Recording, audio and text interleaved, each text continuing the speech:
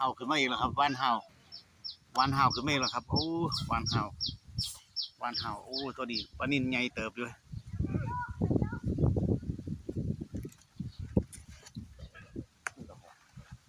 ปลาละ เวลาหาหมอแบบเก่ามาเห็นไหม หวานหมกเป็นยัง หมอแบบมือสองมีว่าแถวเห็นไหม หมกเป็นยัง หมอแบบรถยนต์นี่วะ โอ้เยอะแยะไป ซื้อไม่เอามาเห็นเลยก็เดี๋ยวมาเห็ดไฟที่กอกหัวกอกหัว นี่ก็มีปลาดุกนำบ่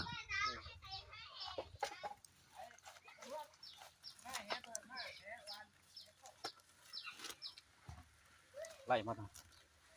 ไล่ไปทาง เอาจับสิถ่ายคลิป โอ้ย โอ้บักนิ่นใหญ่เด้อครับบักนิ่นใหญ่นิ่นใหญ่นิ่นใหญ่ บ้านพวกเพื่อนใดจะได้กระบอกหลอดปัน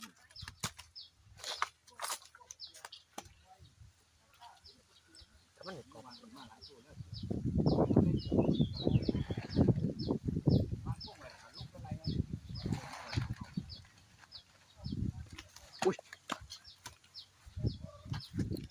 โอ้ยหมดแดงจะกัดกูยังดิไม่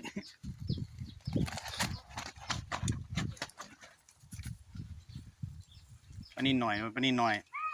มีปลาดุกนำเดิมวานเห่าตัวนี้มีปลาดุกนำ